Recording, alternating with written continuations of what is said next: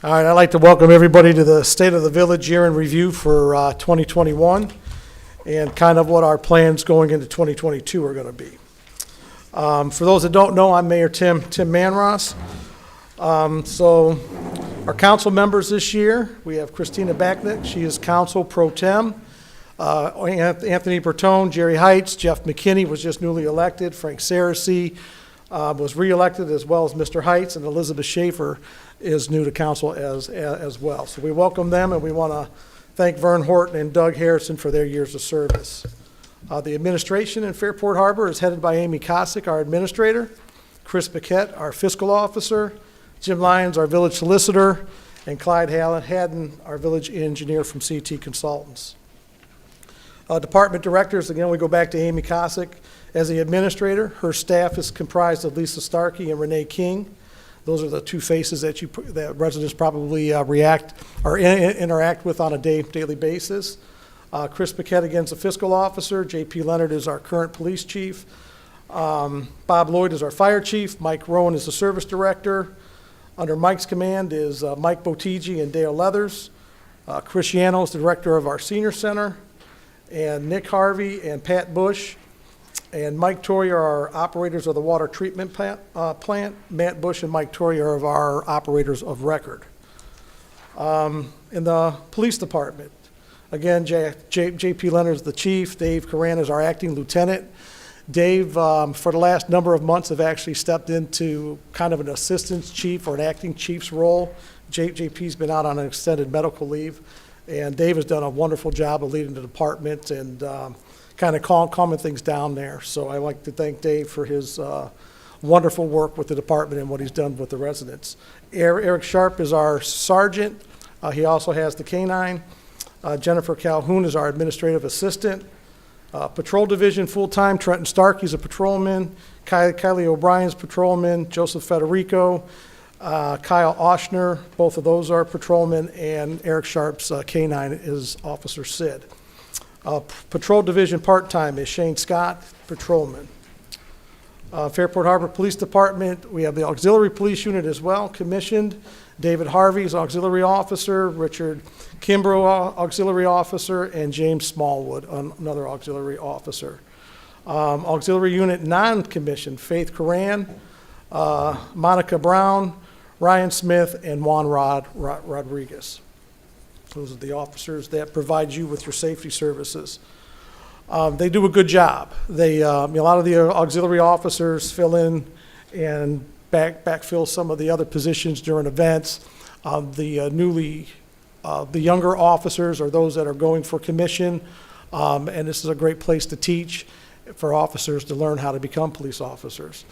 Calls for service in the police department last year was just shy of 3,800 in 2021. This does not include people walking in or direct calls to the office or other activity.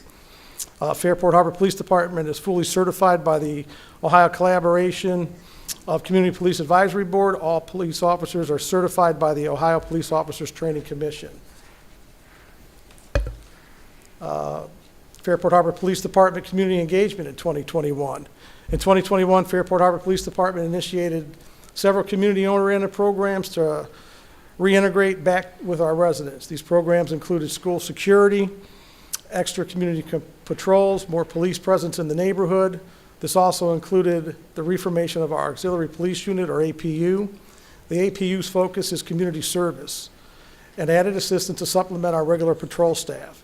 Our department also participates in the Village Trick-or-Treat costume contest and Harbor holidays. New initiatives this year. The formation of the Facebook page. The police department has set it up to further communicate with the community. I think this has been actively engaged with the community. I see a lot of engagement, and I hear from residents that they like to have that and see what's going on. The senior welfare check program has been well received. I know Lieutenant Coran worked with Chris Yano to get that set up. That's a weekly check on our seniors, and it gives us a chance to have some one-on-one contact with those most vulnerable in our community. And again, it puts eyes and ears back in the neighborhood, even the non-senior residents of the village get to see our officers interacting on a daily basis. High school game security, a joint approach with the Harding High School staff to bring safety and security to the varsity games. There's been a nice uptick in attendance. That's not a bad thing by any stretch. It's good to have the community involvement, and it's good to see our officers again there and engaging with our younger residents, you know, our soon-to-be full-time residents. So that's a very good thing that we're doing. New community initiatives continued. So the traffic enforcement unit, it's to answer the numerous traffic complaints that the police department receives through the year. The traffic enforcement unit is responsible for enforcing traffic safety throughout our community on a scheduled basis. The TEU would supplement regular patrol staff, but the focus is on vehicular law enforcement. So this is to be it's meant to be a zero add to the budget. But again, it's just another way to increase the presence of, I guess, the police department in the community. So those that come to the community probably feel a little bit safer. It's good to know as a resident that, you know, we got patrol cars out there watching people running stop signs and things of that nature. There's quite a bit that happens in a 1 square mile village, as most of you know. I get, you know, quite a few complaints throughout the year, especially around the schools. You would be surprised how many people don't either stop for the full time that they need to, or they just blow right through the intersection. I know we've had the Lake County Sheriff's Department. They've got the radar trailer that they've set out throughout the year that kind of reminds residents as well and our visitors that they need to adhere to those safety limits. So thank you for that. Community foot patrols, beginning in May of this year, we will participate in regular foot patrols around our community. The goal is to reintegrate into the community and also be a preventative force against community-related crime. So again, I want to thank Dave for all of his efforts and all of the officers that, you know, continue to provide us some pretty awesome service here in the village. You don't get thanked enough for what you do, so thank you to those officers. Fairport Harbor Fire Department responses. The amount of requests for service was a little over 1,000 calls. A total of those runs were 603 EMS runs. Responses not related to EMS, 419 requests for service. This includes mutual aid and automatic aid. So mutual aid, for those folks that don't know, is when Fairport Harbor gets called outside of its borders to go help another community. A lot of people saw that when we had the fires here in town. Other communities came in to assist us. Fairport Harbor assists outside the community as well. Fairport Harbor Fire Department training, members collectively did 1,438 hours of training, encompassing fire, EMS, hazardous material, inspections, and investigations. One member completed Fire Officer 1 training, one member placed on the Northern Ohio Trauma Systems Committee, one member on the Ohio Fire Chiefs EMS Committee, and 3 members on the Eastern Lake County Fire Investigation Unit. So we're very involved, not just in our own community, but actively involved in a greater community outside of Fairport Harbor. You know, and this speaks to both police and fire. The leadership in those departments and the employees in those departments go out of their way to be the best that they can be. And I've said this on many occasions, and I'm obviously biased to it, but I believe we have the best safety forces in Lake County, and it's because of their dedication to their craft, which makes them special and stand out, and we're lucky to have it. You go back to the EMS runs, 603 of those. That's quite an awesome thing to have here in this village. Again, of a 1 square mile town, we have our own police and fire, but the fire, and we can get to the hospital quicker and those life-saving things. So it's good to have it. The residents have always supported it. Council's been good with funding. But really, again, I can't extend my thanks enough to the safety forces here in the village. So for 2021, received EMS grant from the state of Ohio for $2,700, received Ohio Fire Marshal radio grant for $10,000, and received a $500 gift from LyondellBasell for water rescue equipment. The chief does a nice job of always looking for better ways and ways to partner to spend those dollars to bring that equipment in. The equipment upgrades highlights. The fire department was able to attain the following equipment in 2021. A Lucas machine, which does continuous CPR, 4 portable radios, 3 ice rescue suits, command chief vehicle with marine radio and incident command capabilities, EMS training for mass casualty incidents, four sets of turnout gear, power load and power cot for new squad. The new rescue squad still does not have a delivery time frame. This will replace the 2003 squad. And that delivery time frame is like most everything in the country now. You just can't get things when you need it to. I'm sure that's due to a chip shortage. Should talk a little bit about some of the vehicles you probably have seen in the police department. I didn't cover it in the report, but again, Lieutenant Coran has graciously found ways to bring back vehicles that have long past been dead. I think we may even have a line on one from the village of Perry that might be coming in. And again, it isn't because we don't have the funds set aside to replace those vehicles. There's a shortage of vehicles and it's tough to get them. But again, the ingenuity of these guys is really to be commended. Fairport Harbor Fire Department additional updates. We changed the medical direction to the Cleveland Clinic. Participated in various community events, including squad standby at the home football games, fire prevention activities, fire inspections, community risk reduction activities such as CPR and AED training. Delivered food for Feeding Fairport's Hungry program. Continue the smoke detector residential lockbox program through the Firefighters Association. So again, thank you to our safety forces for what they do. Moving on to economic development accomplishments in 2021. The Transportation for Livable Communities Initiative Planning Grant. The Northeast Ohio Area-Wide Coordinating Agency, NOACA. I'll say NOACA from here on out. I don't think I'll ever say that again. So NOACA approved funding in August of 2021 for the Fairport Harbor Waterfront Connectivity Study. We talked about this a little bit last year. Through the Transportation for Livable Communities Initiative, the study will have two main components: planning for increased traffic to the storefront and waterfront districts of Fairport Harbor, and improving the connectivity between the two areas for residents and visitors. Establishing a traffic analysis of existing pattern is important information to gather as we anticipate the impact that new development will have on the waterfront. NOACA will provide 100% of the eligible cost up to a maximum of $100,000. So, again, for those that have lived in the village for a number of years, and even the newcomers to the village, all you have to do is go up to the creamery on any given weekend and you'll see the number of cars that buzz by, and even throughout the week. So Lake Metro Parks records over 300,000 visitors to the beachfront on a yearly basis. So one of the struggles has been since forever here in town is how do we get those dollars back up into the village, and that's exactly what this study is for.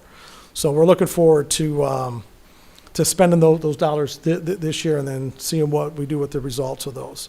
The Downtown Streetscape Project, I teased Amy when she put in for the money that we would probably never get it because we've tried for many, many years to do it.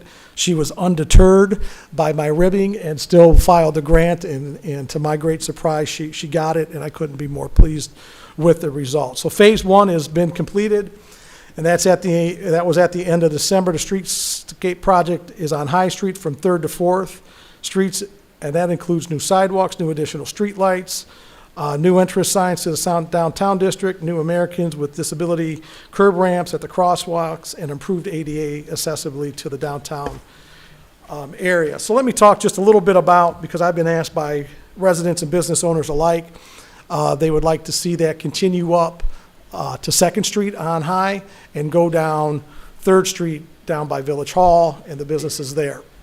So coming down 3rd Street to Eagle, I don't think would be too far of a reach to say we could get funding through the same sources. But for some reason, outside of our doing, the section from 3rd Street to 2nd Street on High is in a higher income area. It doesn't meet the same criteria as that lower section of High Street did. We've been working with the county and some of our other partners to try to get that reassessed and understand that a little bit better, to try to get that same streetscape, extended. So give us a little bit of time on that. I don't want the business owners or the residents to think that that area is not important to us, but there should be a way to get that funded through the same way that we did before, and we're going to pursue that pretty aggressively here this year and into next year to whatever it takes to get that done. So continuing on with our accomplishments in 2021, on the economic development front, the transient marina study, the Lake County Commissioners and Lake County Development Authority continue to move full speed ahead on plans for the transient marina in Fairport Harbor. The design and engineering contract was finalized in 2021, and MSA was the engineering firm that was awarded that contract. They completed the following work to date. Survey and bathymetry work has been completed. The information has been incorporated into an AutoCAD drawing for the project site. Soil borings recently were completed, local wave study and initial breakwater sizing and armor stone design. A new breakwater will need to be built first to safeguard the construction of the marina. So on the slide, it's not real big, but what you see there, I want to be very, very clear. That's a conceptual drawing at this point. A lot of this is still in the conceptual stage. These studies take time to understand, they take time to unwrap. They'll take many different lefts and rights and curves and everything else before we finally get to a plan, but just know that it is a very active project. It's one that we're certainly grateful for the support, the support of the Lake County Commissioners. We have support down at the state of Ohio through our senators and our state representatives. They've all been here, and everyone's moving in the right direction to make that happen. And I know it's a project that's going to take some time, but just know that we're focused on it, and those partners are focused on it as well. Looking ahead to 2022, again, progress continues on the transient marina. We'll continue to work with the commissioners and the Lake County Development Authority and MSA and invest in an effort to submit further grants to support the project. In early March of 2022, we will be waiting to hear on the outcome of the boating infrastructure grant that we applied for last year. MSA and Lake Development Authority submitted the grant application, which may bring up to $1.5 million in support funding for the transient dock portion of the project. Moving forward, MSA will be scheduling the initial discussion with the Ohio Department of Natural Resources and U.S. Army Corps of Engineers and for pre-application permit needs. And I should mention too, the Ohio Department of Natural Resources has been a partner with this transient marina study from the beginning. They really probably initiated the first meeting. They very much want to be at the mouth of the river to get their research equipment there for launch points. They spend 3 to 4 hours a day just traversing the Grand River to get out to the lake. So it would help them by quite a bit. So we're grateful to have them leading this with us. The revitalization district, this is kind of a new term, one that Christina and I learned a little bit more about late last year. We had a phone call with our state rep, Dan Troy, I think a couple of lawyers from the state of Ohio. Jim Lyons was on the call. This has to do with the downtown district area. So as we look forward to waterfront development, we don't want to forget the High Street corridor. That's there, it's established. There's new things going in as we speak. Again, the marina could be a little ways down the road. We really want to focus on what we have and try to drive more and more business into that area. The revitalization district will actually help us move in some liquor licenses. The liquor licenses are something that we're kind of up against, so we want to do the Adora. And the DORA kind of gets sticky-wicky because we don't have enough of those yet. So I think in conjunction with revitalization and the DORA, we can get something pretty special going in that downtown area. So continuing on with our plans, the Ohio Department of Development has provided a new grant opportunities in regards to brownfield remediation and building demolition and site revitalization. The village has taken an active role in identifying opportunities that could potentially be funded in order to advance economic development in our community. The Lake County Land Bank distributes these funds for that. So what qualifies in that, and I'll talk about it here in the next piece, is it's been no secret that the village has gone out for requests for qualifications and requests for quotes for our water system. If we're going to sell it, if we're going to buy bulk water from somebody else. If we buy bulk water from somebody else, we'll be decommissioning the plant. So there's funds in this type of this brownfield remediation fund for that. The NORA that sits at the corner of 6th Street and East, that's a building that needs to be addressed, and we've been talking with the property owner for a number of years. You know, perhaps there's some monies there to help bring that building to the ground, because in its present shape, this is my opinion only, and I don't want to offend the property owner or anybody else, but that land's better served, you know, demolished. That building needs a lot of work to make it rehabable. So we're going to be working with those, you know, with those entities and those folks to see where we go with this. But we'll be very aggressively pursuing those dollars as well. I know the first allotment is not a lot, but, and I don't have the figure, but the first allotment might already be spoken for in Lake County, but all the money in the state of Ohio will not be spent, I'm sure of it. So that'll go back into another pool, and then I think communities will be able to go back for that, you know, those additional dollars. So stay tuned for more development on that. Which brings me to the water plant. We've been working diligently to determine the future of our plant. As we have discussed, the village approved a resolution to advertise for the qualifications of proposals from entities which would be involved the three possible outcomes, and I already covered those. So we received one from Lake County, we received one from Aqua Ohio, that's a private water company here in Lake County, and one from the city of Painesville.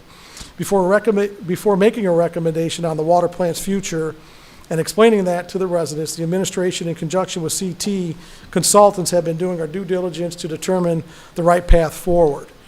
There was an article, I think, in the paper last weekend, and there was some verbiage in there that indicated that the village had made an agreement with the city of Painesville to move forward with a bulk water purchase. That has not happened. What we have done with the city of Painesville, and I believe the legislation is in tonight's packet, is we've come to an agreement for an emergency interconnect with the city of Painesville. Now, it doesn't take, if you're reading the tea leaves, it doesn't take too much to understand that could become a permanent connection for a bulk water buy, but no terms have been, you know, finalized with the city of Painesville, and nothing's been presented to either one of the councils at this point. We just applied for funding to pay for that vault improvement, and then in that funding is money put aside for the engineering study. So if we do decommission from the plant, we need to put some more aerial water. And what that means is, the layman terms, is that'll be a water tower. We need to have that additional capacity. We'll need to see where that lays in the village and what the size of it needs to be, et cetera. You know, it seems like a simple decision to either stay in water, making water, or get out of it, but I can tell you, I think it's going on almost two years now. There's quite a bit of moving parts to this. And again, I can't thank CT enough and Amy enough for their diligence in walking through the proposals and walking through all the different scenarios. I don't think we're too far away from an announcement, or at least a path forward. And once we have that, we'll set up those public meetings if we need to, or whatever it is, to explain to the residents if and why and how we're going to decouple from the water plant. But the reason for the emergency disconnect, or the interconnect, I should talk about that a bit. The reason why we really stepped on the gas with that is, I want to say in September, maybe October of this year, the main valve that comes into the water plant, as we pull from the lake, that valve failed in a partially closed position, and we were not able to fill the plant fast enough to treat water. What we had to do was get the fire engine down there that night. We took right off of the lake and pumped right into the water plant to be able to treat water. And then the contractor that was doing the sidewalks happened to be a big enough contractor. They had a big pump. I don't know how big it was, but we rented a pump off of them for a bit of time until we were able to make that connection. So that valve has been in that plant since the inception of that plant. The plant's almost 100 years old.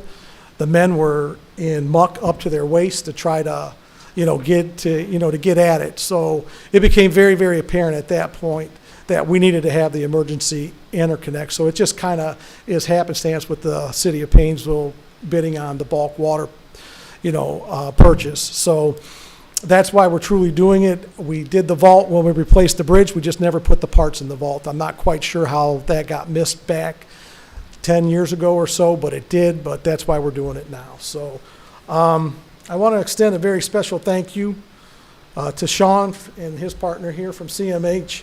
who is here with us this evening. Sean has gone above and beyond to provide the village with some upgrades to our IT. Any of you that have been attending meetings on a regular basis see microphones in front of council members. I have a nice podium here tonight and some audio that we haven't had. So we do this on a shoestring budget, and I just wanted to take a special moment to thank them for what they've done for us.